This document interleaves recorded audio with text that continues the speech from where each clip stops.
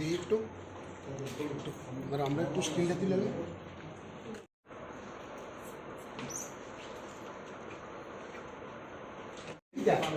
একটু নন্দু একটু ধরেন, ধরলে আমরা একটা ছবি নিই।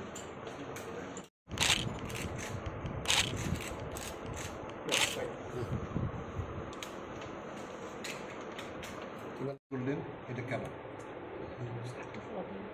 এখানে অনেকগুলো বিষয় আছে। অ্যাকচুয়ালি এটা তো খুব লং পেন্ডিং সাবজেক্ট।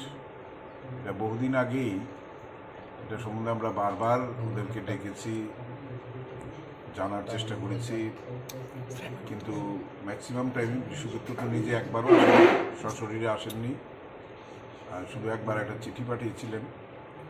এবং যিনি পিটিশনার এনসি দেববর্মন মহোদয়, তিনি পার্টির প্রেসিডেন্ট এবং সেই সঙ্গে তাদের পরিষদীয় দলীয় নেতা। উনিও আমাদের কাছে চিঠি দিয়েছিলেন বিভিন্ন সময় এবং একবার দুবার হাজিরও হয়েছিলেন। তারপরে উনি দীর্ঘদিন যাবৎ অসুস্থ।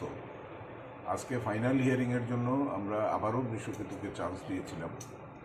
আমরা কখনো চাই না যে একজন সিটিং এমএলএ চলে যাক, তো সেই জন্য বারবারই এটা অনেকের মনেই এই প্রশ্নটা এসছে যে বারবার কেন সুযোগ দেওয়া হচ্ছে। তো সব কিছু বিবেচনা করেই লাস্ট ডেট হিসেবে আজকে আমরা ফিক্স করেছিলাম, কিন্তু আজকেও রেসপন্ডেন্ট আসেননি।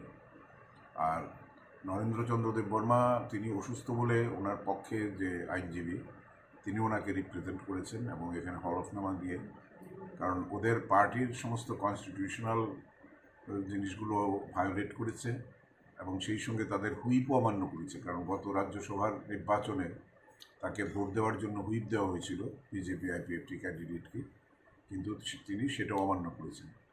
He has closed all his scopes.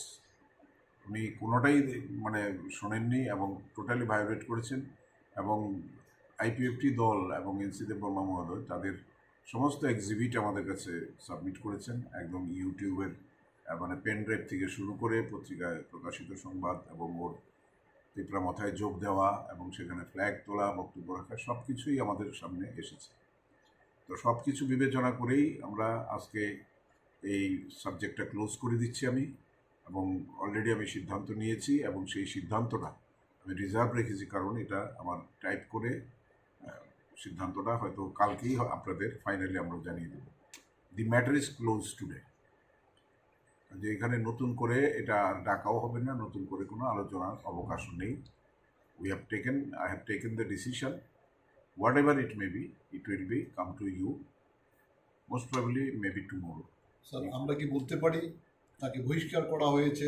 আইন আপনাদের মতো করে আপনারা যা বলার বলুন, কিন্তু আমি যেহেতু আমার জাজমেন্ট ইজ রিজার্ভড, আমি জাজমেন্টের কপি সহ আপনাদের দিয়ে দেবো, দেন ইউ ক্যান ফাইনালি সে। আর এখন যেটা করবেন এটা আপনাদের প্রেডিকশন হিসেবে তারা নিতে পারে, তবে এইটুকু বলতে পারেন যে the matter is closed here. Yeah. And nothing is in favor of Brishaketu. চূড়ান্ত সিদ্ধান্ত এখন রিজার্ভ আছে। আজকে রিজার্ভ, আজকে এখন একটা টাইপ হবে, টাইপ হয়ে ল্যাঙ্গুয়েজগুলো আইনসম্মতভাবেই আমার করতে হবে, otherwise it may be challenged by.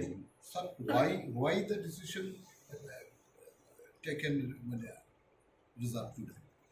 Reserve today? কারণ আমি তো জাস্ট হিয়ারিংয়ের পরে তো ফাইনাল হলো, এটা হওয়ার পর এটা তো আমার লিখতে হবে না, জাজমেন্ট লিখতে হবে, তো জাজমেন্টটা লিখতে হবে এবং সেটা আমি আপনাদের সঙ্গে প্রকাশও করব।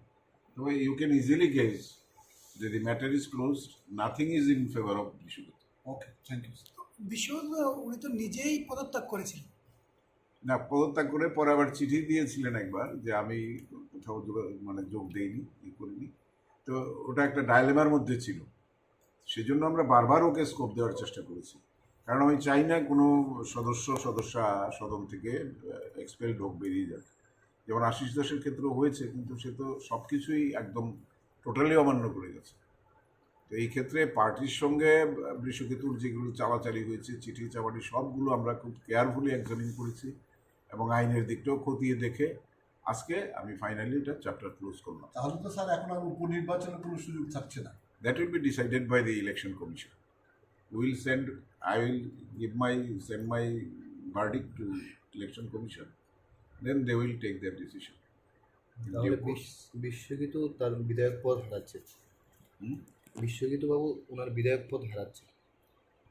আমি তো বললামই, যেটা আপনাদের যেটা বলা সেটা আপনারা বলে দিন, বাট আমার জাজমেন্টটা আপনাদের কাছে আমি পেশ করি।